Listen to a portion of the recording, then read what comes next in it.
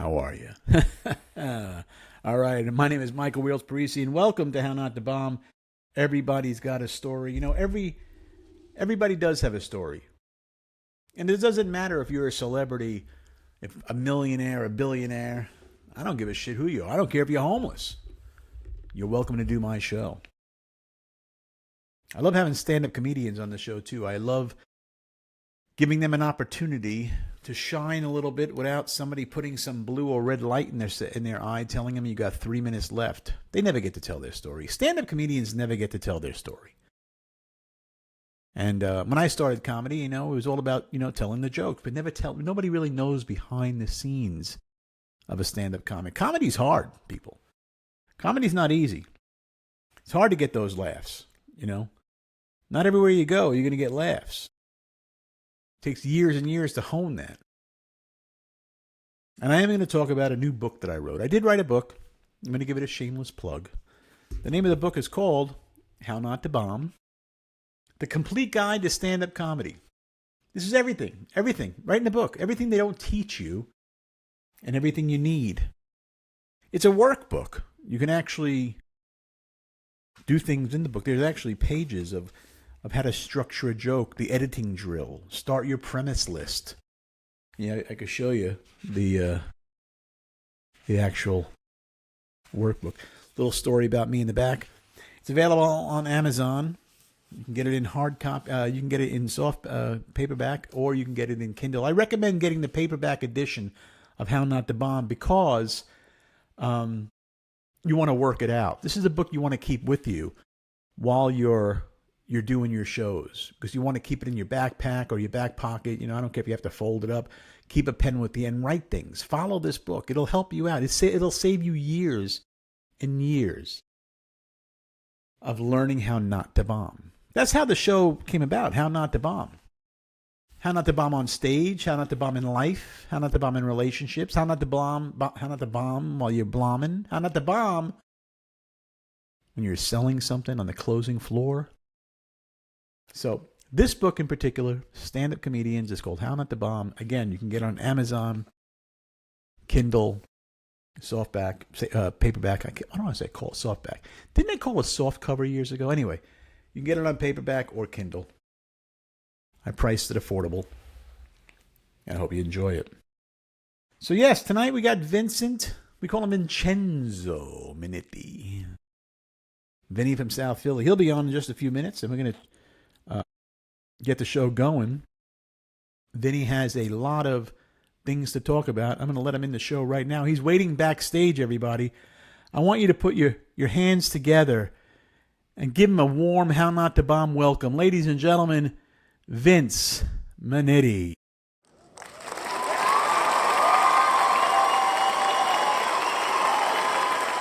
There he is. Hey, there he is. They were expecting you. They love you, Vince. They love you. This is South Philly coming out tonight for you, my friend. They fucking mean it. They wanted you.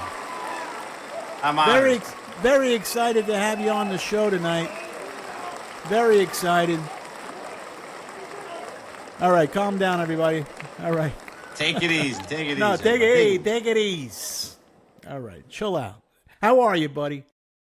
Doing great, Mike. It's a pleasure to be here with you, my friend. I'm so happy you did the show. I got your very nice voice text that you sent me on Instagram, but I didn't want to reply to it. Do you know why I didn't want to reply? You wanted to save it for here.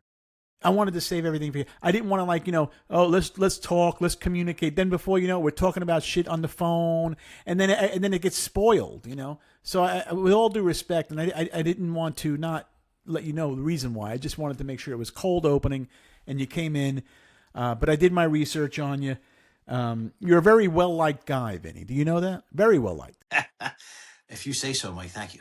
It's not me. It's not me saying anything. It's the people out there just love you. It seems like you have a wonderful, wonderful following of people that just really love what you do, and you apparently have done a lot for the community. So you grew up in South Philly. Is that where you grew up, in South Philly? Yeah, so born and raised right near the Italian market in South Philly, Ninth Street as we call it. Parents came over from Calabria back in the 60s. Oh, okay. You're So Calabrese too. Very good. Me too. Testadura, as they call us. Testadora, Gabadosta, they call it too. So yeah, and grew up back then. It was still like early '80s, which was a beautiful time, and still a lot. I mean, my block at that time was all little old ladies, just like Brooklyn, just like a lot of these neighborhoods, Queens. Little old ladies that were making Sunday sauce, Sunday gravy, and it was you knew everybody. Everybody looked out for you, It was your and typical Italian American neighborhood. And I think you can plug and play in any big city neighborhood or Italian American neighborhood. It's going to all be the same for the most part. and with my thing that still baffles me is it's almost like they all knew that they should be wearing the members only jackets. I don't know how they knew, but they knew somehow. They knew it. Everybody knows the same thing. It always amazed me, like, how certain people call it gravy, certain people call it sauce. And, it's debatable and it's arguable. We call it gravy. There's reasons for it. Listen, I say whatever you love and whatever makes you happy and whatever brings you those memories, you say it. So I don't think there's a right or wrong way of saying it. But I think it's amazing how it carried over into Chicago, or whether you're in Detroit or whether you're in Boston or Philadelphia or New York. They all have the same thing. You wake up on a Sunday morning, what do you smell? You smell garlic and basil in the neighborhood. This is the way it is. And you were fortunate enough to grow up in those times in a great era actually in South Philly, correct? Yeah, and I was around a lot of the. I used to love spending time with the old timers. I really since as far as I can remember, I always loved to speak with people, with the older generation, kind of absorb all their lessons and all their different experiences. And my neighborhood was really an unbelievable neighborhood. I mean, everybody says that, but we had Mario Alonso who grew up 3 or 4 blocks away, and he used to sing in the parish. We had Sure. Al Martino who grew up in South Philly. We had Oh, we I had love him. we had Palumbo's, which was that was a nightclub that before Atlantic City had the casinos, everybody would go there. Sinatra, Jimmy Durante, the Sure. Rat Pack. We had a huge amount of amazing things going on in just that little stretch of land called South Philly. So it was a great time. Yeah, I remember back in the '90s, late '80s and early '90s when I got into comedy. I was performing at Clay Heary's club out there called and I forgot the name of it. On Bank Street, there was a comedy club there. Anyway, the owner was I remember the owner, Clay Heary, but I don't remember the name of the club. But anyway, I used to perform there, and I did a lot of hanging out in South Philly. I know Dom Irera. Do you know Dom Irera? Well, let's jump into that story. So Dom, I met when I went to LA in 2008, and I Okay, mentioned that in the message I sent you. I went out and I was hanging out with Eleanor Kerrigan, who introduced me to Dom Herrera and Dice.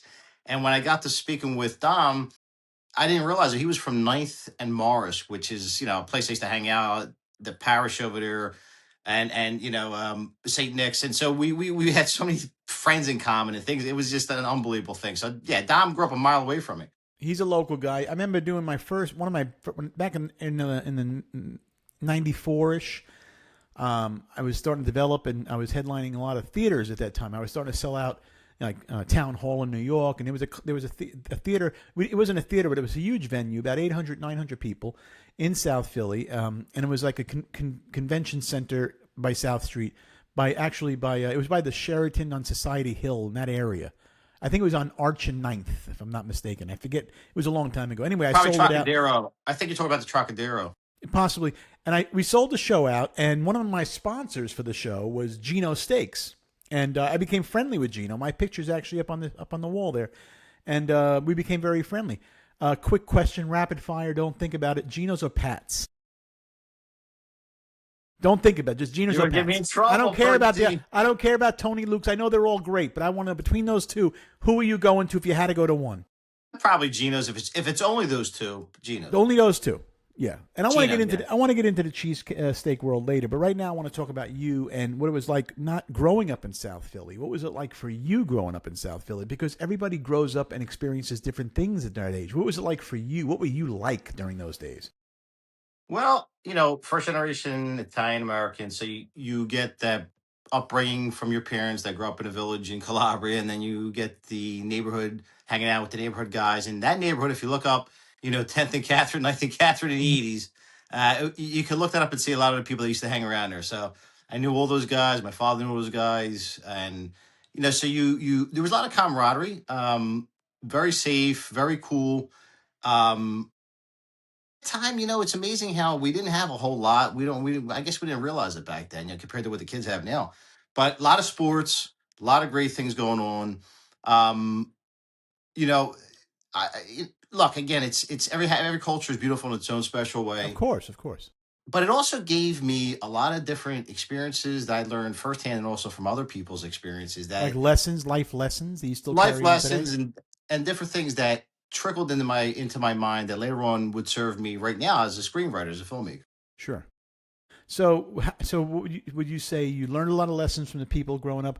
It was a lot of culture, um, and how much of a percentage would you say is you, Vincenzo Minniti, Minniti, right? Minniti, I did it, yeah, I did it. is you, and how much is a put on? Are you putting on it all, or are you authentically you all the time when you're writing, when you're interviewing, when you're out and about? Is this all 100% you, or is it just a version of you? It's me. No, I don't think I can pull it off. I'm not a very good actor.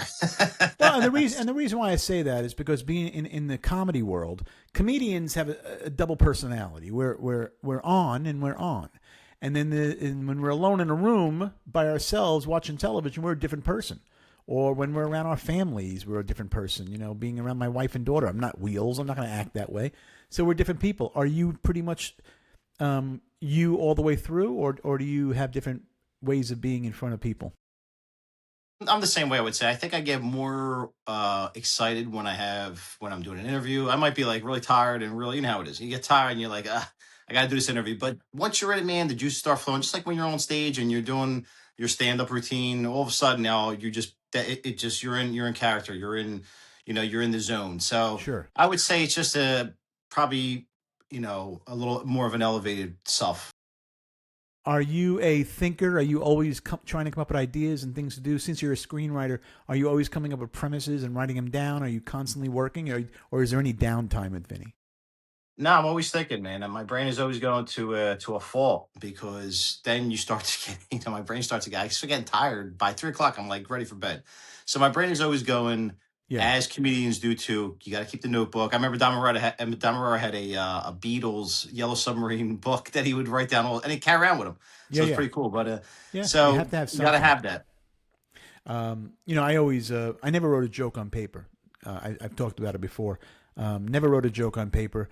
I try to be organic when I'm on stage. So I'll come up with a premise. I'll write the set list, a one word of what I'm going to talk about, and I just kind of go off on it that way because I believe in it being authentic every time I say it. And then, of course, it becomes repetitive, and you just know the joke. And to me, writing it down in comedy, different from what you're doing. In comedy, when you write it down, it almost sounds rehearsed.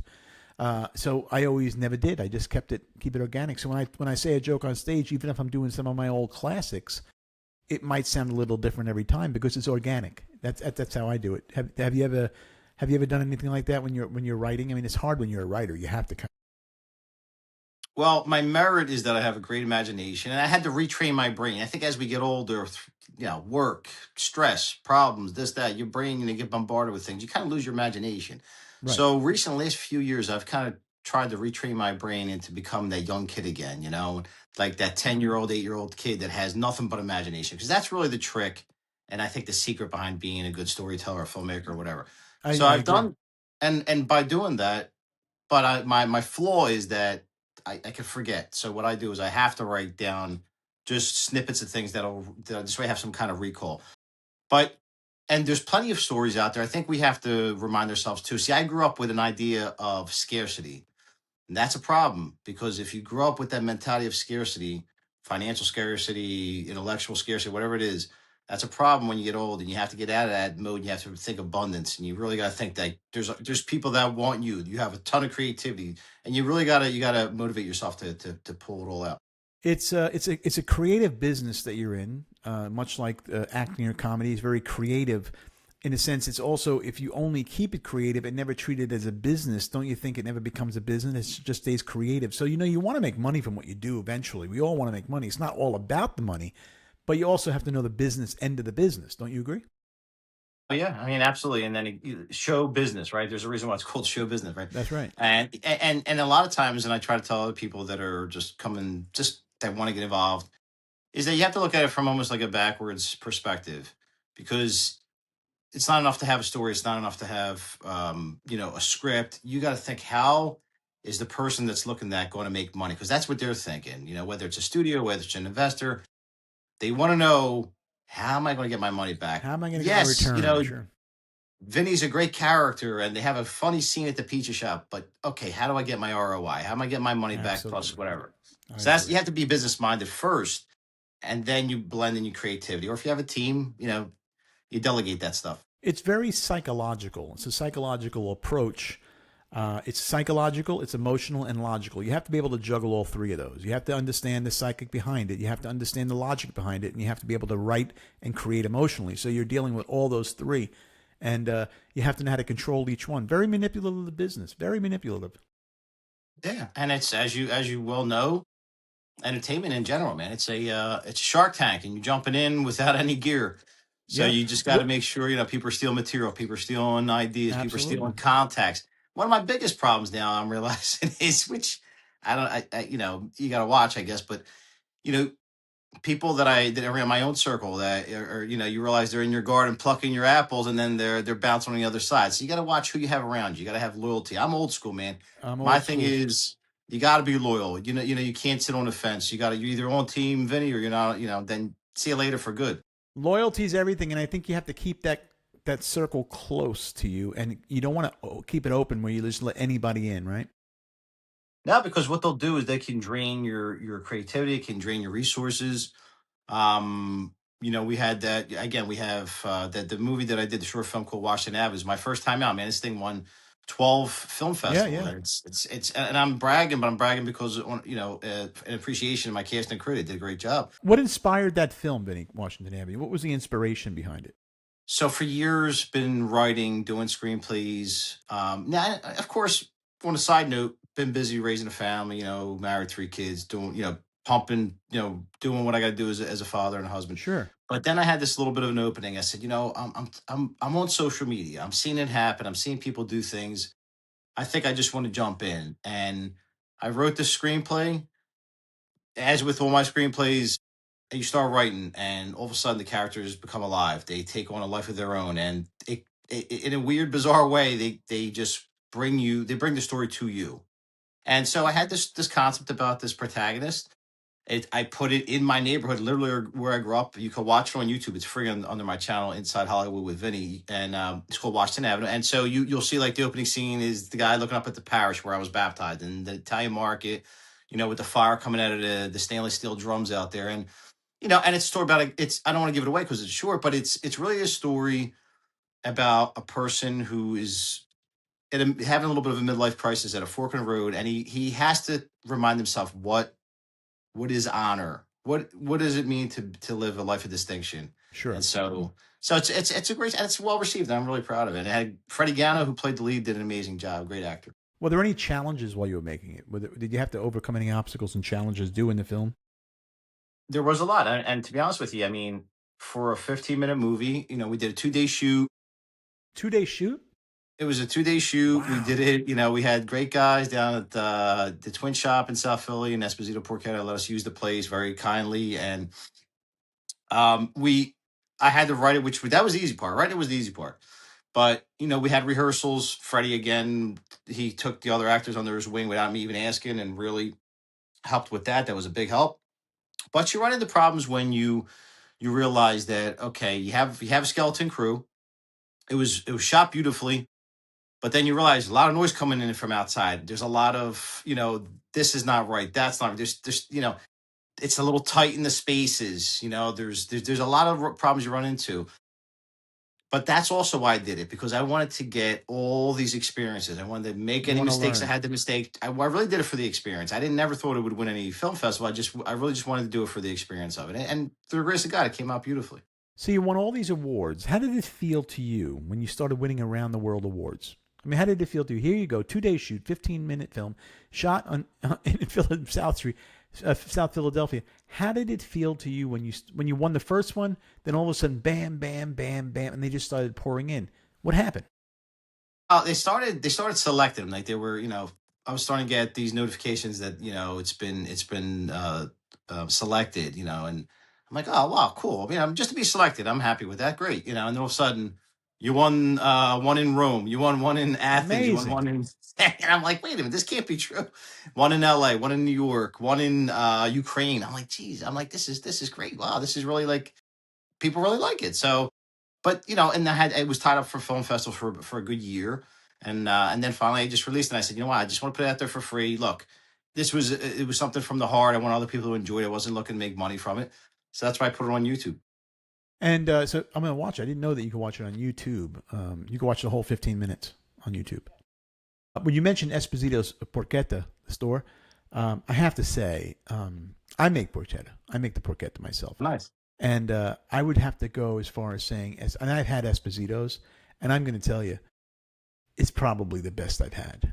I mean, I got to give it to you. Whatever they're doing, however they're doing it, what they're doing, this is an operation. These people are operating. They are doing it the right way.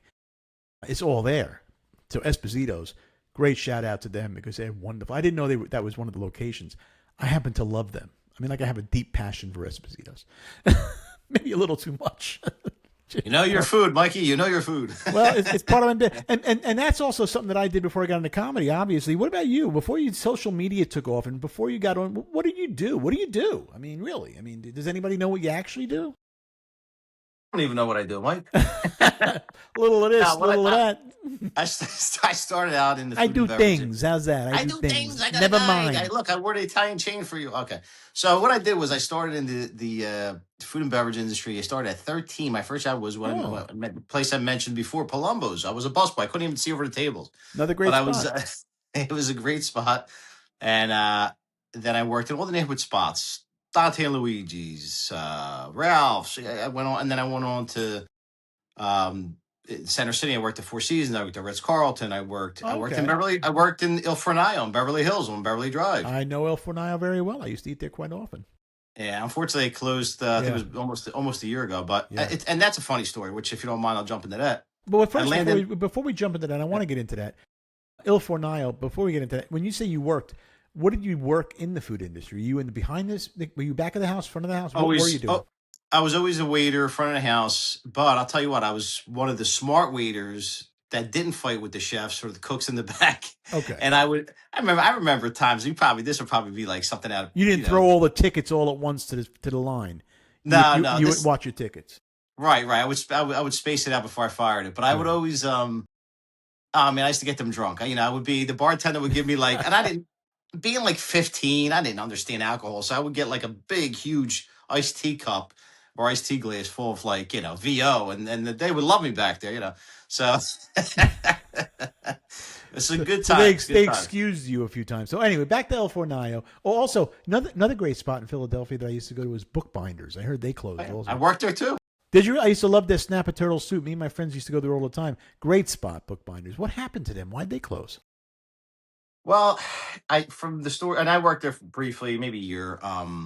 And so the Taxon family, when it was down to the grandson who had it, apparently changing the times, maybe mismanagement. I don't know exactly what it was, but it was a series of things just led to them just going downhill with business, and then eventually because they had a soup business too. They had soup in the supermarkets you could buy too. So I think they sold off that division.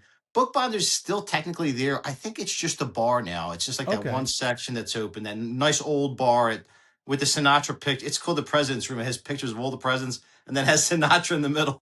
Oh, Sinatra's always in the middle. He's always either he's with the presidents or he's with the wise guys. One or the other. Sinatra's with both. And I want to tend to believe that there's not much of a difference between two.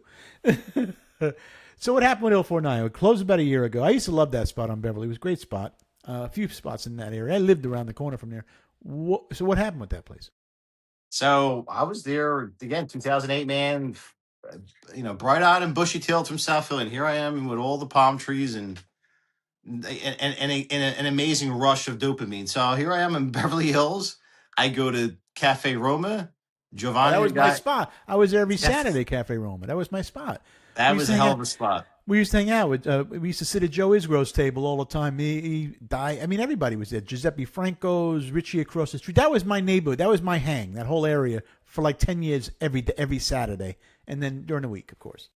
Yep. And listen, all those guys, man, Mulberry Peace. Giovanni Frank, he's still here. it's amazing. But the guy there named Giovanni, who's Calabrese too, if I remember correctly, he hired me right on the spot. I started, talking to him. We're talking to Tad. You're hired. I want you to work. Okay, all right, I'm hired. I walked down there for an hour later. The woman there, let's, we'd love to have you. I said, okay. So I got hired the same day, two different spots. So you were working, And you were I didn't juggling. know it. So no, I didn't know any better. So I took the job at Il Fornaio, but I should have took the job at Cafe You Roma. should have took a cafe room, and you would have made more on the side. I would have made more friendships for sure. A lot more friendships. I mean, there were deals. Everybody used to hang out over there. That was the spot. Every producer, every director, all the people from the movie The Godfather would hang out there. I mean, everybody would hang out there. And every Saturday I was there. I didn't miss a trick, man, for years. I lived in L.A. almost 30 years. And I miss it. And you left in '08, right? Yeah, I stayed a year, and then I don't know. I just kind of got like, well, this was fun. What am I really going to do? At that point, I wasn't really interested in the filmmaking industry. Although that's where I think the seeds started getting planted. Uh-huh. But I decided to go back to filming. And again, at that point, I had my parents in Italy, so I would go back and forth to Italy a lot.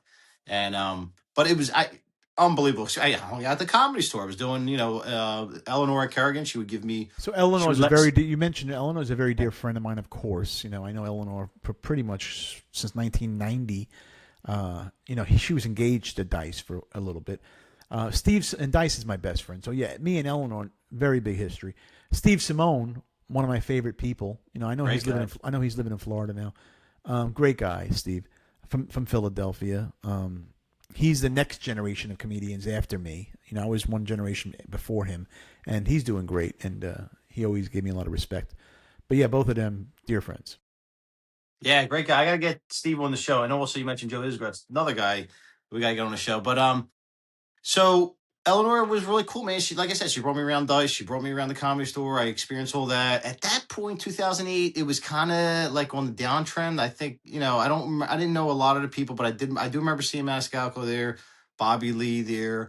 And it was pretty cool, man. And everybody was pretty laid back. I did a little open mic, and it was pretty good. But I remember being there and like them talking about how it was haunted or something and all this Yeah, crazy definitely. stories. Oh, yeah, I got tons of stories. I'm actually doing the comedy store. I did part one. I'm going to be doing part two of the comedy store soon, where it's a solo show of me talking about my days at the store. So yeah, you'll hear the ghost stories there. But it's an interesting thing to me. When did you know you were going to get into? How did you know you were getting into entertainment? You must have known because you moved to L.A. from Philadelphia, so it had to be on your radar, correct? Or did you just go out there because you wanted to make money in the business, in the food Yeah, I mean, business? I really went out to visit a friend, and and I've always kind of been interested in the film industry, but I think it took a lot of me just having self confidence, really, because I think a lot of us in that kind of world, whether it's comedy, whether it's showbiz, whatever, being an actor, you have a hard time believing in yourself. I think, and that's a bad thing. That's not a Right. good. You have to have confidence, and you really got to Confidence is just. everything in the business. Yeah. Yeah. So it took a while for that to happen. Some distractions along the way, but then finally, the last few years where I started to really put my heart and soul into it, and it's been paying off immensely. And social media has been an amazing tool to help it. Right. So let me ask you this. So you stayed in LA a year, correct, Vinny?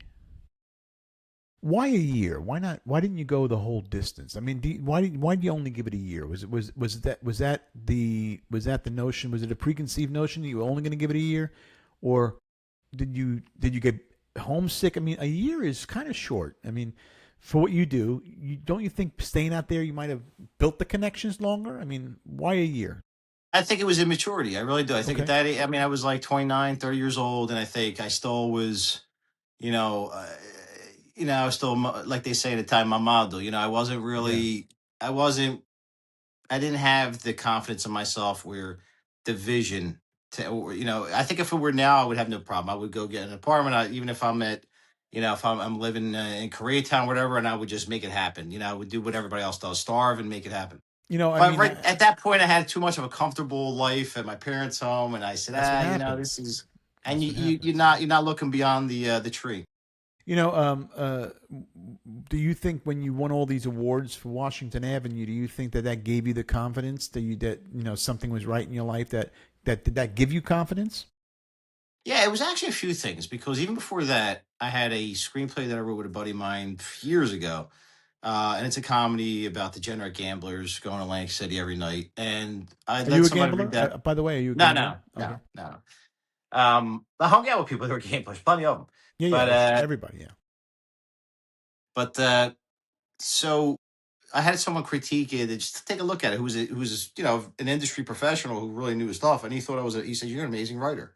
And I said, "Wow." I said, "This guy, I'm not even. I'm not. It's not like I'm even friendly with the guy, like where he's trying to tell me what I want to hear." Right. So that gave me a little bit of an inkling, like, oh, okay, all right, maybe I got something there. And then I said, you know what? Let me have some confidence. Let me make this happen. And that's where I started rolling out Washington Avenue. I did another mob comedy, but now I'm working on a crime series that partner up with Joe The guard, Cortese, right? the old guard. The It's old called. guard with Joe Yeah, with Cortese. Joe Cortese, right? Tell us about that. So, well, I don't want to give too much away, but it's not it's a crime drama. It's Okay. not like Sopranos or it's I think it's unique. It's very modern yet old school, and Without giving too much it away, can blends I ask both you? worlds. Without giving too much away, can I ask you what makes it different than any other crime drama? What makes it different? I think it's not What can audiences expect? In other words. so it's not your stereotypical sort of Goomba, thing that you've seen 100 times. It's again, it's more modernized. It deals with some realities that today people probably don't want to accept. And it has all the cultures. It involves the government. There's a lot of different twists. There's probably at least 7 or 8 subplots to it. Okay. It's very engaged. Um, but it is reminiscent of sort of like that old school Godfather esque type of theme too. There's a theme with that too.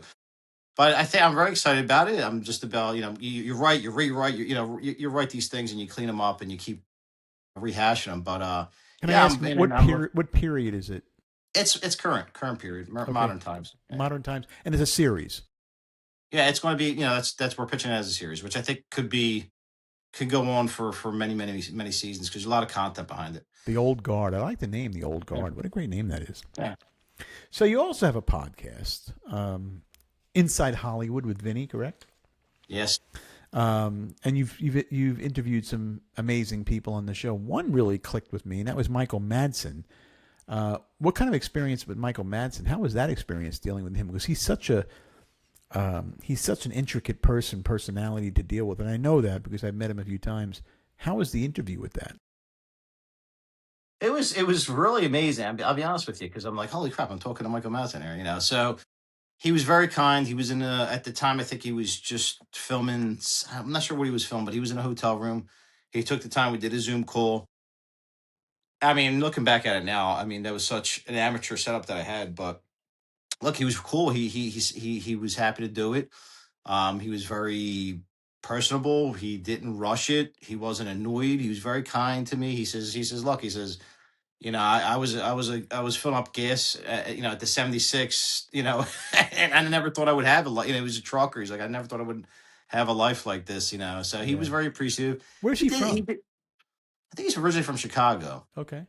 Yeah, and so I think he had, like, look, just like a lot of people, he went through a lot of rough times. Went through a lot of money, went through a lot of mistakes. I remember talking to him about it because I was like, yeah, I like to write, and he kind of was joking. He's like, yeah, well, you write me a comedy, man. He's like, I'm tired of playing heavies. I'm tired of being a bad guy all the time. And he has a very good sense of humor. He had a very Yeah. good sense of humor, and he was really cool. We talked a while off camera, and he was just like me talking to you, just a really nice guy. What's your favorite Madsen movie? I mean, everybody says it probably is. I mean, his Reservoir Dogs is probably the movie that made him, and it's one of my favorite too. I know he started his real movie that kind of got him out there was War Games, believe it or not. But I mean, Reservoir Dogs, I still like that. But he did a great job, in Donnie Brasco too. That's my favorite Madsen movie. Well, Brasco is one of my favorite movies of all time. To be honest, I think I've watched it. I'll watch it, bro. I'll watch Brasco on any given night when I can't find it. I'll just throw it on and just recite I know the whole line. I know everything. Madsen was an amazing actor in that movie. He did a fantastic job. Very captivating. He was such a cat. What a shame. He died so early. I know. How far after the show when he did your show? How soon? I think it was less than a year. I think it was less than a year. Yeah, I was one of the last guys. Yeah, it's a shame. It is. Going back to Donnie Brasco, I don't know how you feel, but I'm curious to know though. I just did. I have some people either love him or hate. I had a problem with them casting Johnny Depp for that character. I just don't. I could never get Johnny Depp being, playing that character.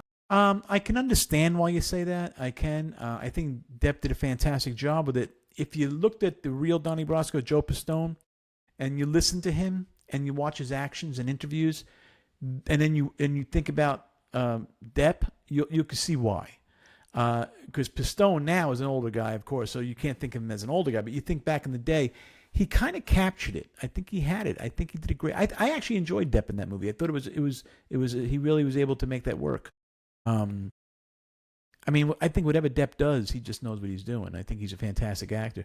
But yeah, I can understand why you would say that. But have you ever seen Joe Pistone, like his interviews? I mean, I watched some of the interviews with him. I guess. I mean, I guess if we're talking about how well he did of a job being Joe Pistone, I can get that argument. I guess my thing was him trying to pull off like the New York accent a little bit. I was like, I don't know if Yeah, if I get yeah. it. Right. No, I can understand that. You're right about that part. Yes. But when you watch Joe Pistone, his accent's not that thick either in New York. So he's kind of got that bit of a different. He's choppy. His accent's more professional because he's an FBI agent. Where I think he's not the New York yo this and that. So I think Depp kind of played the professional New Yorker. Could have been. I don't know. I enjoyed it. I don't know who else would have played him though. Who else do you think would have played Pistone? Yeah, that's a great question. I don't know. That is a great question. I don't. There's a rumor going around too. I'm not sure. I remember hearing somewhere. I don't even know if it's true or not. They may not even be his real name, Joe Pistone. That might even be a made up That name. might even be made up. It's amazing nowadays because there's so many people in the witness protection program who are mobsters and of course FBI agents as well. I think it's so watered down now, like Pistone, but he still protects it. He still protects himself and still does the anonymity, and he's all about putting a shadow in his face and eyeglasses.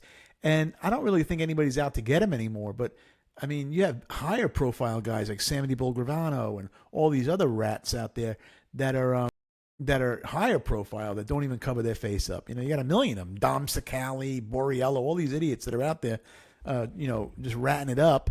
But Pistone, who is a trained FBI agent, still is very undercover. It's amazing to me. Yeah, that's a good point. I never thought of it that way, but you're right. Well, I mean, I think the thing too is when you engage with some of these guys, and I watch social media. I don't engage with that whole conversation. There's a lot of that conversation, especially with South Philly. This that. I mean, my whole thing is like again, go back to the old days. Like my dad was very friendly with Angelo Bruno. We knew, I know all those people. We grew up with everybody's Yeah, kids and Joey grandkids. Merlino and all these guys. Right. I know all those guys. But the thing is I don't engage and I don't comment too much with that stuff because you're not supposed to. Like you're in New York, I understand. Correct. Like you're not really supposed to engage with that kind of stuff. You're Right. not You're supposed to not be supposed involved to. with that stuff. And I think a lot of people they almost they look at it like it's a sports team or something. Like this is my side, that's your side. It gets a little bit stupid. And the other thing I remember too, a lot of these guys is I don't know why they go after these people that are cooperators and they want to antagonize them and they want to embarrass them because you're not embarrassing someone who's a cooperator or an informant. You're going after a government asset. And don't think for 1 minute the government isn't just waiting to go after you. It's all they're getting provoked into doing something. I don't understand why any of these people get engaged in. I don't either. I mean, I've had a few people wanting to do the show on my podcast, and there's a few I turned down flat. There's one that I actually I'm probably going to have on the show. Who he's not a rat though. I mean, so he happens to be from South Philly, and he'll probably do the show, but we don't know when or if or how. But we have been in communication with one of his people, so we'll see.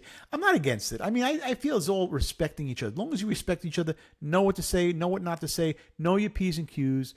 And don't make anything up. Just have a nice friendly conversation. You can still have a conversation with people. Yeah, and look, I mean, that's the whole thing. You're supposed to maintain professionalism, especially if you're, a quote unquote influencer. If you're out there, be professional. Sometimes we slip up, we get emotional, we get stupid, but you gotta be professional. I How don't do know. you I how do think you it's like being an influencer? I know you got a lot of fans. You developed quite the following. How'd that happen?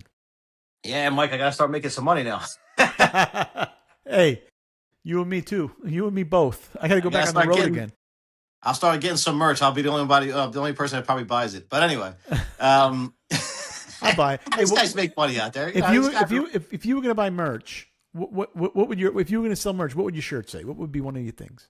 actually have some, from Washington Avenue. I mean, we had the premiere in Philly. They premiered at the Philadelphia Independent Film Festival, and I got these shirts. My buddy Joey I he got me these shirts, and like I sold some there, right? But I'm like, I don't, I want to, I'm like, I feel stupid to put them up and say, hey, you want to buy a shirt like on No, social you media? I got gotta to start do doing that. that. You got to do that. You got to do that. Look here. I'll give you a shameless. I'll do a plug.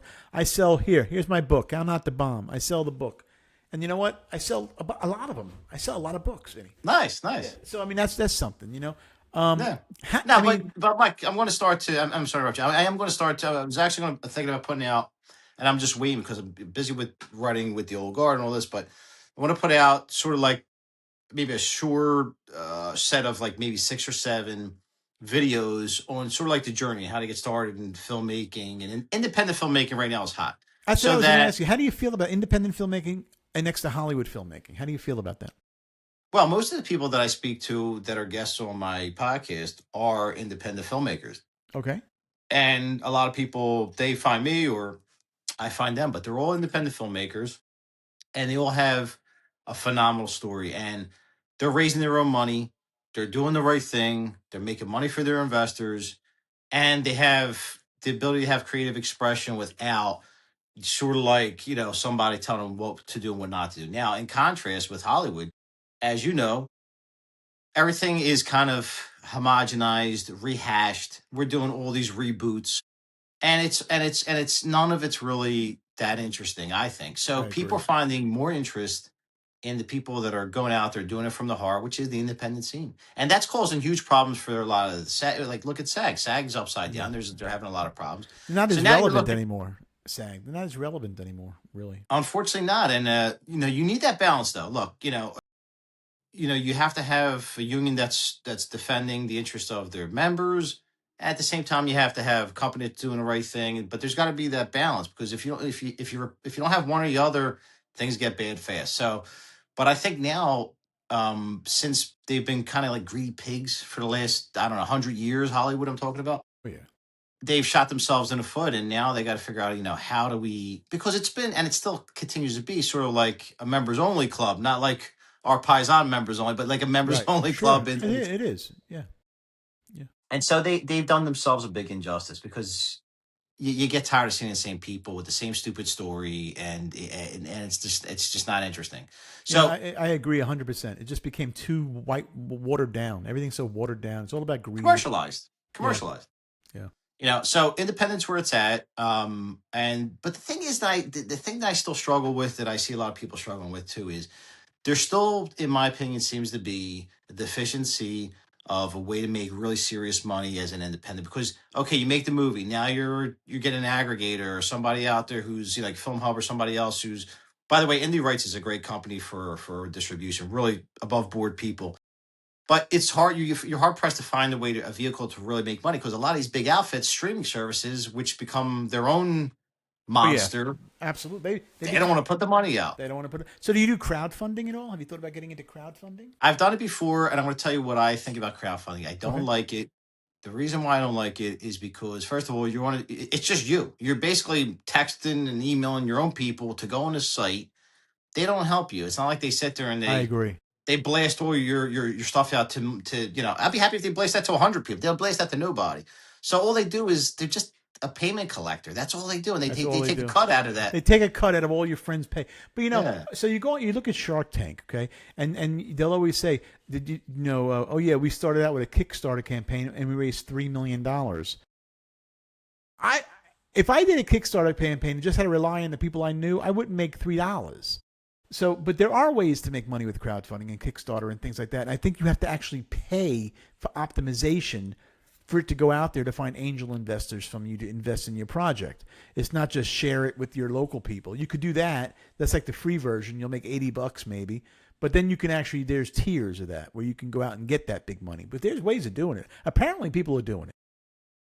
No, no doubt. Now, I mean, my experience again with crowdfunding, we did it, it worked, but it was like a second job, man. And I'll tell you, two brothers that were really good at it. One of them unfortunately passed away, got arrested. So were the Mahal brothers, and they were the kings of crowdfunding. I mean, they could raise. I mean, they raised millions.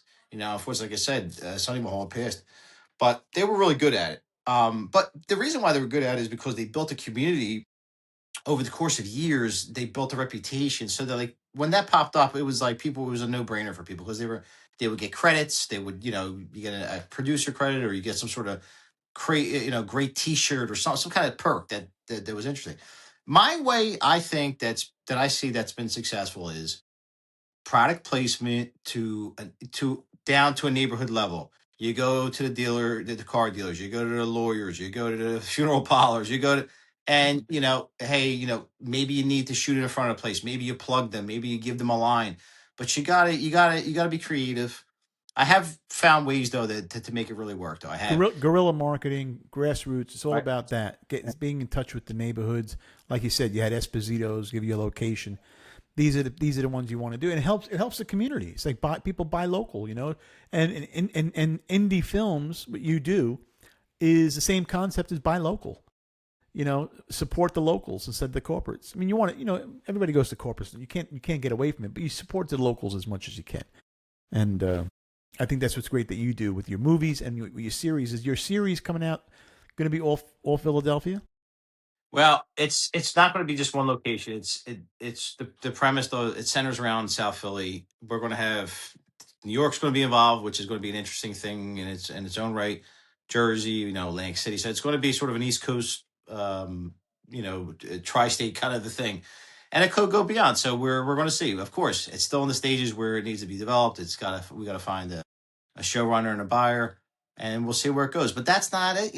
I'm still, again, I have my little cheat sheet of different projects after that, and people are coming to me now that are interested in making a film. Hey, could you write this for me? And I will. Like, so if anyone's out there or they want a screenwriter, I'm happy to take Sure. on a project and we'll make it happen. I will say so. Here's a guy,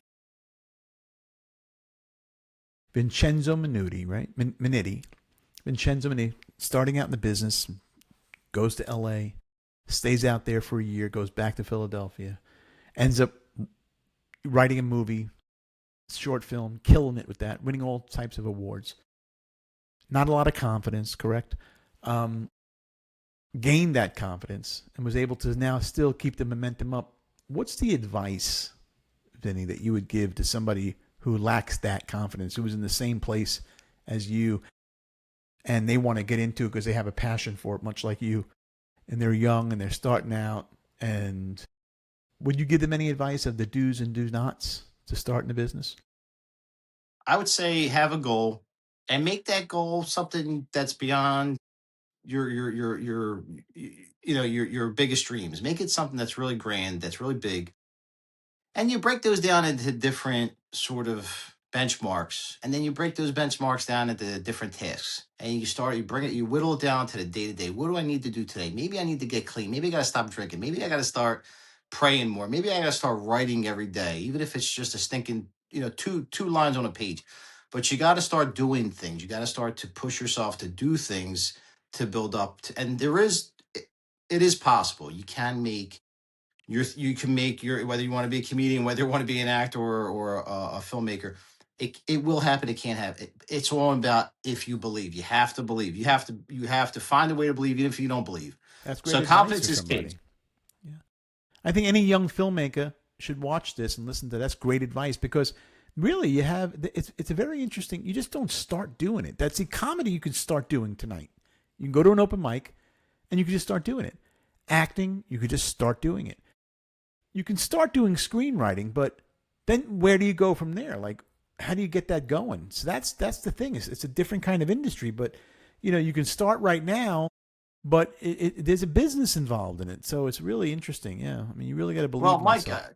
I'll give you a couple more pieces of advice with that too. Is if you don't know where to start, you surround yourself with people. Whether you join a Facebook group or you just start to network with your local theater, or find an outlet where you can talk to people that are like-minded that you can learn from and that'll take you under their wing, and if you always find that Virgil, like I say, you always find that Virgil, that mentor, that person that'll take you under their wing, and you learn, and God will just send people your way, man. He I really will. As agree. long as you apply yourself, people will come into your life. You're like, wow, how did this happen? How did I get this phone call? I don't know. You got to apply yourself, be around good people, be careful, because sometimes you'll also attract, when you're too sincere, you might attract the bad people that are real nice to you, but they'll look to circumvent you or hurt you at some point. Yeah. So you Oh got to be yeah. able to look out with that. The devil in disguise. Devil in disguise. Did you have a mentor? Never really. I mean, I've mentored people, but not like professionally, but I've always kind of tried to give people advice and And try what to help about you? Did people. you have one too? Did you have somebody that you would always go to, or was there a go-to person? There's always been little guides along the way. There's been people along the way that came into my life for short periods of time that kind of got me from one stop to the next. And again, I mentioned my buddy Freddie Gano, who I deserve a lot of praise because you guys, SAG actor, been around a long time, did movies, and he just opened up his heart to help me with this project, and he held my hand through it. So he's definitely one of the most important ones. And I, f- you know, my buddy Neil Gumpel is a screenwriter out there. He's given me a lot of confidence and enthusiasm, and to push me. And look, just pray, man, praying hard, and relying on your family and friends and people that care about you, the loyal ones, to really push you and motivate you. But you gotta watch too. When you're a filmmaker, be careful who you bring into your circle. You can invite everybody to the party. Just be careful who sits at your table. How about your Galabre's parents? How were they with it? Being that's they're old school, I know certain ones are good. My mom was Galabre's as well. Was great with what I wanted to do. How were your parents? Were they supportive over your career? Yeah, supportive, proud. My it's funny because it reminds me of a story by that happened to Frank Capra, right? Frank Capra, amazing Sure. filmmaker. It's a Wonderful Life. He did a million things. And he told a story about how he went and he brought his mother to an Academy Award. They had this big Academy Award ceremony, and he won. So he tells his mom, "Are you happy, Ma?" And she says, "That's nice and everything, but when you want to get a real job?" That's all they care about. They don't care about the That's fame. Italian mother for you. That's all they want to know. When are you going to work? How are you going to make a money? And I would say to everybody out there, which I teach my kids this too. No, I don't want to, because we grew up on this too. Get a good job. No, that's not going to happen. That's not going to work anymore because you're always going to be a hamster wheel just trying to get week to week. Find yourself a good practice. Find yourself a good business. Find yourself a good profession. Forget about That's right. working. That's right. You got to find a good profession. If you're in show business for the money, you're in the wrong profession. Because it might not happen. It's beautiful if it does, and you're blessed if it does. And thank God, I've had a wonderful career, Vinny. But it could have went the other way. And if you're in it just for the money, you're in it for the wrong reasons. I agree. And look, I mean, there's a lot of things where I look back and I said, you know what? I thought that was really not possible. But yet, and everybody said, like, nah, that doesn't happen. I said, damn, it did happen. So you never know, man, but you never know until you try. So you got to try. You got to give I it a agree. shot. I Take your agree. shot while you can before you get married, by the way. Take your shot. You got to take a shot. I think Sylvester Stallone said that in God in Rocky. Didn't he say you got to take a shot? Yep. I interviewed his brother. And I mean, that's a hell of a story in itself, which we don't have time for. But I have an interview with Frank Stallone. If you go to Inside I Hollywood know. with Vinny, you I can saw watch it. some. I did see some of that interview. With Frank Stallone. I love Frank Stallone, actually. I think he's a fantastic voice. He's got a great voice. He's a great performer. When I he remember puts on seeing the him show. at Cafe Roma at nighttime all the Yeah, time. fantastic. So let me ask you this, because we got to talk about a little bit about this, because I mean, we don't have a time limit here, by the way. We're not counting the clock, but we got to talk a little. And you're from Phil. We got to talk about the cheesesteak because you knew. No, because it's going to come up, and it just has to be. I try not to be too cliche and stereotypical. I think we had a wonderful interview. I still want to do some rapid fire questions. For you. It was a wonderful interview, Wheels. It was wonderful, is what it was. It was got to know you. I think a lot of people are going to see a different side of you that they didn't maybe get in other interviews. I mean, I feel you showed some stuff different because I didn't ask questions that everybody asks. Especially in podcast world, as you do on social media, everybody wants you to do a podcast. So, you're always going to, you're going to answer the same questions, and Philly steaks are going to come up. So give me the down low on it. Quick question, with or without? Oh, wait, yeah. Okay. So give me the down low. Where do you go for one, if you want to get the best other than home? So growing up, there wasn't a lot of choices, but there were good choices. So growing up, going back to the 80s again, you had Pat, you had Geno's, you had Phillips in South Philly. That's another good one that deserves more credit. But we grew up with those gyms on South Street, which I'm sure you remember. Oh, yeah. And growing up, they were kind of like the only thing you knew was the bad ones. Like when we would go for a field trip with school or something, we went to some weird place in the suburbs. Then you knew, like, holy crap, like we shouldn't have got this cheesesteak. It was bad. Yeah, that's when they But put the peppers in it. it was They it was ruin just it. a ton of salt and like Yeah. thick steak. I don't know. Yeah, it's like But steakums. but growing up, Yeah, that's what we know now. It's evolved and it's at a whole other level. The best cheesesteaks, in my opinion. Now, I don't. There is no best. There's a bunch of them that are great. Love Angelo's. Now, Angelo's and good people, good family. They make their own bread, which does make a huge difference. And they're a lot of class, good people, and I love their. They have a great cheesesteak. Excuse me, Jim's is back in business. They had a fire, but they came back and they're always solid. Phillips, Joey Dusky, they have a solid cheesesteak, no doubt about it. So those are like if I had to, I'm in the clutch, man. That's where I go. John's roast pork, another place that's off the beaten path, but has a great cheesesteak. It's almost more about who has a bad one now than What who about Tony has a Luke? What good about one. Tony Luke's? Tony Luke seems to Tony have and a Nick, good one. Tony Luke, great cheesesteak as well. Yeah, oh my God, they're phenomenal over there And on the Front Knicks Orange. also in the terminal market. They're great The for Knicks is their in the pork. terminal market. You got them. Now, if you want a roast beef sandwich, that's comparable to and same level as like a Esposito porchetta, then that's Nick's roast beef in South Philly. Nick's roast beef. That's they use the same pans from the 1940s. I mean, that's you go in there, it looks like the 1940s. It's It's the a real deal. tavern, corner place. It's like old days of Bensonhurst. Beautiful little corner spot with great, just amazing food. It's nice But to know that some of that still exists in Philly. yeah, there's luck. I mean, you could walk into the Friendly Lounge, which was popularized in The Irishman, right? Even though they didn't shoot it in Philly, which they should have. But you could walk in the front. I brought Joe Cortese there. We walked in there. He couldn't believe it. Like there was a cigar. I'm sorry, a cigarette machine from like the Oh 50s. God, Like yeah. it's You nothing's pull it changed. out, and you have to pull the Yeah. lever. Yeah, And that's a that's place where crazy. Sinatra would hang out, and Dean Martin and Joe DiMaggio. So there's a few like of these little spots that are still around. And it's look, is a big food town, man. It I go to New is. York. I go to New York, and New York is phenomenal. It's just like on a bigger scale, huge scale. But I like Philly that's small, it's manageable. I know where things are, and Yeah, food, and there's a lot of different cultures, a lot of different food. a lot.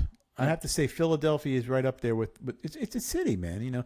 I do think that they have like in South Street. I'm not sure. I went through there maybe a couple of years ago. I was doing a show, and they still has. It still feels like it's changed, but you can see like in Eleanor's neighborhood. You know her neighborhood. Yeah, yeah. It was very much the same, really. She even Well, says, I'm sorry, yeah, her old neighborhood, like Second Street around there. That's a strong Irish crew, right, man. They keep the neighborhood solid. They don't tolerate any riffraff. They keep those streets clean. I give a lot of credit to the two streeters, man. "Yeah, They they do a good really job. the neighborhood wasn't. It was like, wow, this has kind of got some charm to it. A lot of people didn't infiltrate there. They didn't move in and start taking over. Now, even in like deep South Philly, because I think Eleanor, her family might also be on the deeper end of South Philly, like down near like 20th Street around there or 18th Street, but down that way, like past Oregon Avenue, all that, they're still solid. Everything's still solid, very traditional, very old school, which is good. There's some people that come in, they come, they go. There's really no problem. I think a lot of people are realizing when they come, they have to assimilate sort of because they love our culture. So you come into a neighborhood, you're loving the food, you're loving the people. Why would you want to change it? So now my neighborhood where I grew up in the Italian market area, that started gentrifying like in the late Yeah, 80s, yeah, yeah. early 90s. So we got that kind of early because it's closer to center city. So we got a lot of that, which is fine. But everybody looks, forget about what you hear. Philly is relatively a safe city. There's not really a whole lot going on. There's not that crazy stuff and the stuff that's going on. That's in like the bad areas that unfortunately you still need to What to, about to that one get. area where they have the fentanyl bin area, King something? Yeah, Or K&A, how is Kensington, that true? Allegheny. Is it truly like that? Have you ever been down there just to see it? Yeah, it's gotten better. I think that look, if they want to make it better tomorrow, they can make it better. I know that sounds like an No, I exaggeration, but agree. you could get all you need is you call in the National Guard, you get collaboration between the state police, the local police, and the DEA, and you just start getting people in recovery, get them off the streets, and just spray everything down, get the drug dealers locked That's up. it. Done. You know who they are. They're the ones that are nicely dressed and not leaning over. Yeah, disinfect the whole fucking neighborhood. Excuse my language. Yeah, just disinfect it. But And that's just getting like even in parts of like in New York where I have buddies of mine too up there. It's just like it's the same crap. But it's because look, now this is a long story, but they benefit from it. These same people that are destroying these streets are the same people that are helping these politicians get elected. Trust me. I agree. So it's a bigger problem that we could solve anyway. Have you thought about doing a documentary on Philadelphia, different neighborhoods? Not really. I mean, I think there is some stuff already out there. I don't think, I don't think there's the perspective like you or I would have about our neighborhood. So That's I what mean, I'm saying. that's Your yeah. perspective. Yeah. Do you Yeah. enjoy? Would you enjoy doing a documentary? Or are you more into the dramatic, episodic? I think I would. I think I would because I actually gave it some thought. Like I'm like I know a lot of stories. I know a lot of things that were here that are not here. I seen the last of what it really was Right. before it kind of got whitewashed.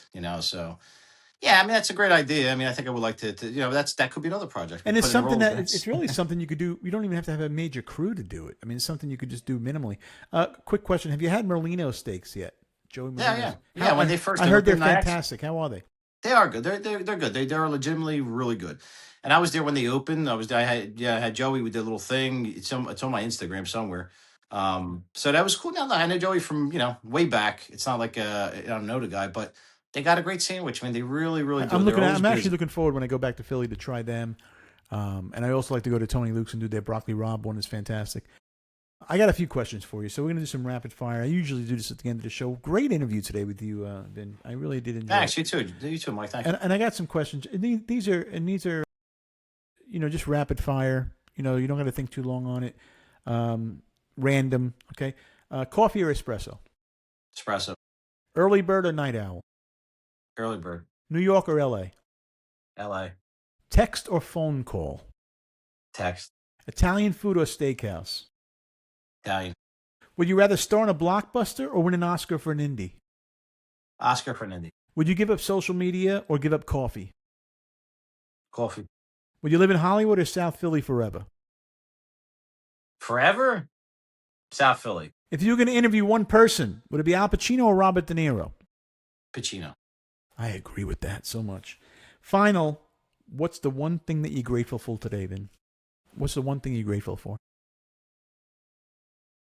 My family. There you go.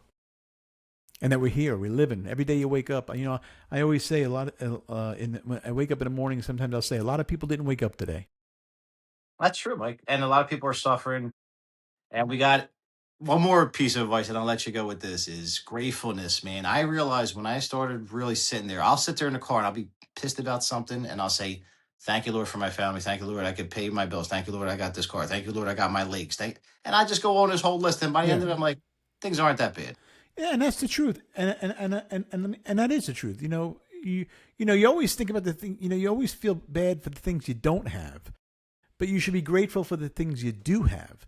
A lot of people would love to have what you or I have, or you have to think about that, and that's the whole thing. And I really believe by talking the way we do and interviewing people like yourself, and my mission to do is interview people on Everybody's Got a Story, How Not to Bombs Everybody Got a Story.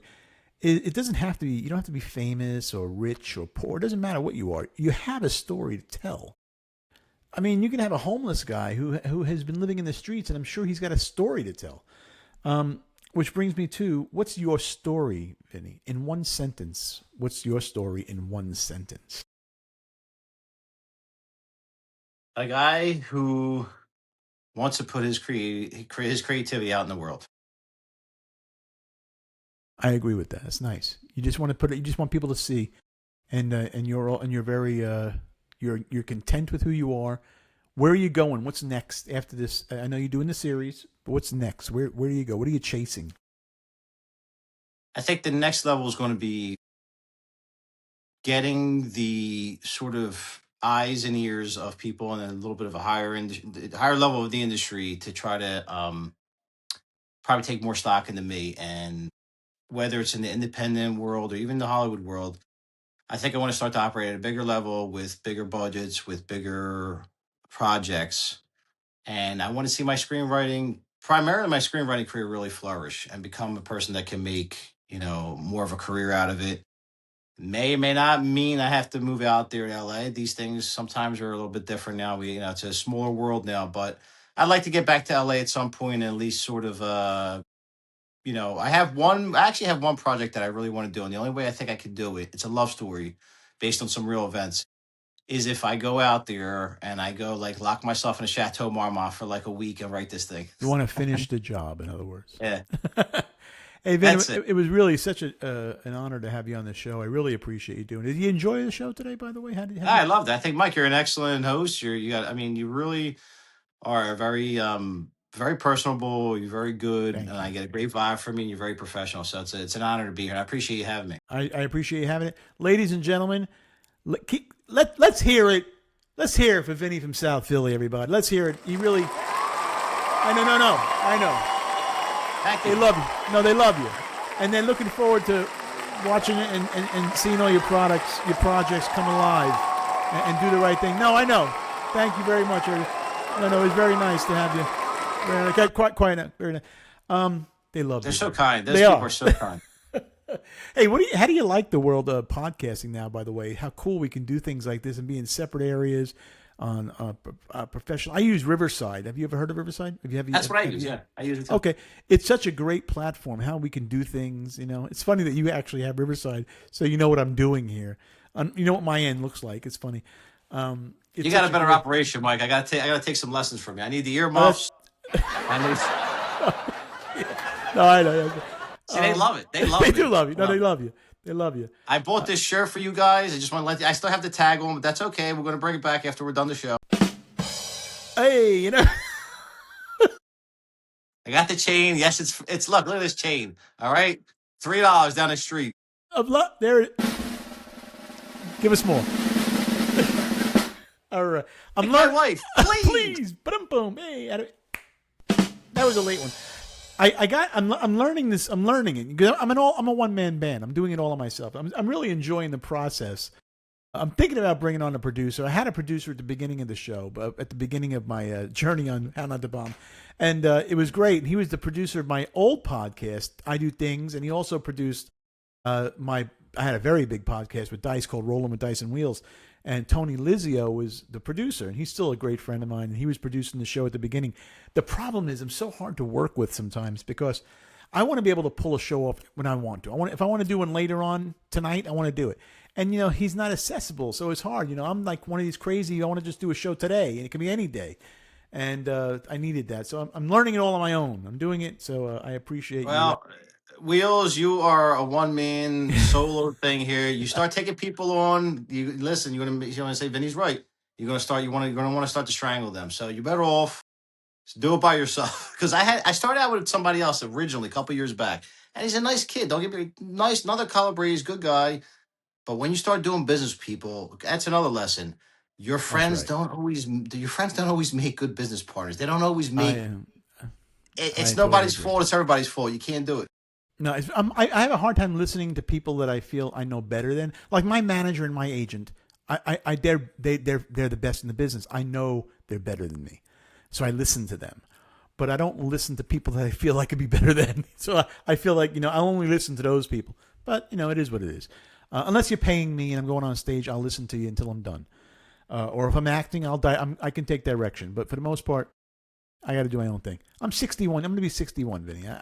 I'm set in my ways. I'm good. I'm doing this. Is a lot of fun for me right now. But I'm really happy you did the show. When is your show airing, and when does it air? And I want to know where people can find you.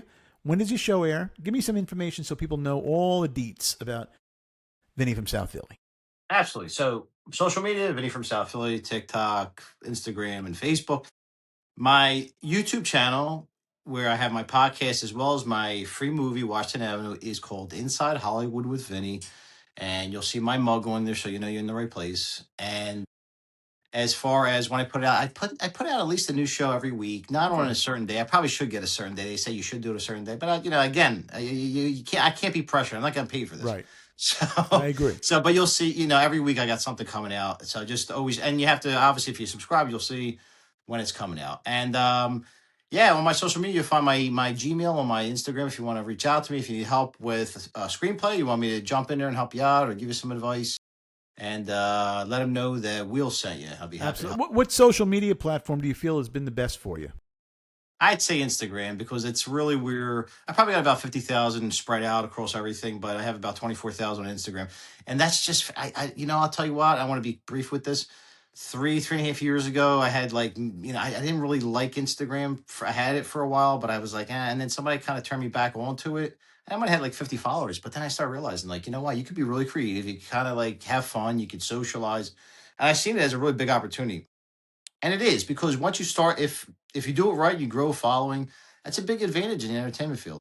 I agree. Instagram is my favorite too. I do like Facebook for certain things too, because I like using Facebook groups. I think they can be very helpful. Oh, big time. I'm not a big fan of TikTok. I have one. I just can't penetrate it for some reason. I can't penetrate that TikTok. It's tough.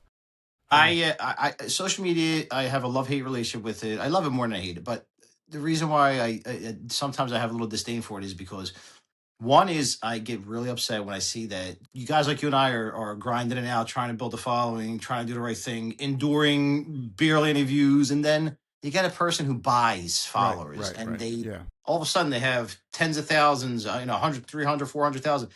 And they're all like names you can't even pronounce. You Yeah. obviously know they're fake. Yeah. And so it just, and that's why I hope social media really needs to crack down on this stuff, because it really delegitimizes people like us. Yeah, and I have I don't know if you know my business, how I make my money. I'm a consultant for restaurants. I restaurant consult, and people can go onto theparissigroup.com. You can see it, and I also do a lot of I do social media management for some businesses. I have some clients all over the country, and I have restaurants that I deal with them and do what they call the restaurant diagnostic, which I developed, and so that's where I make my money and do my thing. But I noticed in social media itself, it's such a hard business to learn, and you can't worry about what other people are doing out there. You can't think about it. You just got to focus on what you're doing, and you got to know where you want to go with it and how do you want to reach these people. And if you just focus on what you're doing and how you want to reach these people, the algorithms will pick up your vibes when you're posting what you're doing, and it becomes just natural and organic. And I'll tell you, before I interviewed you, and I had put those posters out. People love you, and I said that at the beginning of the show. You have a beautiful following of people that really want to see you do well. Vin. They really want to see you do well, and they stand behind you and they support you and they're proud of you, and they have this is a sense of pride. And I noticed that because I watch everything when I'm putting something out. I am a businessman, and I watch things that go on, and you have a huge support. People love you, and they want to see you keep on doing what you're doing. They want to see you keep on putting out the work that you're putting out. They love that you love Philly, South Philly especially, and that you want to keep on doing. So they just love you. I had to tell you that, and I know you see it too because you're sharp. But it just amazes me. Some people, don't have it, but you have that support team. So I think that's wonderful, And I appreciate you coming on the show to share your journey and your life's mission with us on How Not to Bomb. Thanks, Mike. That really means a lot. Thank you for saying that. Thanks for you guys out there that he's talking about, that you guys are supporting. I would ask anybody or any of my followers, please extend the same love and friendship, and make sure you're supporting Mike and following and subscribing to all his channels, and supporting him just as much. Cool, man. Hey, man, it's been a pleasure. I appreciate you coming on the show, Vin. And you have an open invitation. If you feel like doing a show one night, say, give me a buzz. Say, hey, listen, you want to do something? Let's do something. And we just go on and do it. It doesn't matter. We're not fancy here at the Parisi house. We're not fancy. We're sausage and peppers guys right That's here. right. Potatoes and eggs all the way. I can go. Nothing wrong with a nice potatoes and egg sandwich once in a while. Huh? Nothing wrong with it at all. You're making me hungry, Parisi. You're making me hungry. I got to go eat something now. One day you and I will just do a show. We'll do 30 minutes just about food. We'll talk food. Since you're back of the house. I was back in front of the house. You're front of the house. I was back in front. And we could talk about the crazy business that we chose to make money with at one point in our life. So, how to make the real carbonara. How to really. Yeah, we'll have that show. That'll be a great show. We'll just talking food with Wheels and Vin. Sounds good, man. All right, well, it's been my pleasure, Mike. I love it. Thank you very much. We'll see you soon. Thanks for coming on the show, Vinny. Take care, guys. Thanks again. Have a good one. Ciao. All right, everybody. Well, thank you very much to Vinny Minniti. Great guest. Thank you for listening to How Not to Bomb. And I appreciate all the listeners. And we're growing. The show is growing. And once again, if you want my book, How Not to Bomb, you can go on Amazon. And it's available in paperback and available in Kindle. And it's the how-to guide. Everything you want to know about stand-up comedy, how to start. And it was a great show tonight. I appreciate everybody. And we'll see you again. I mean, real soon. What can we gotta. If anybody wants to be a guest on the show, you can always, email.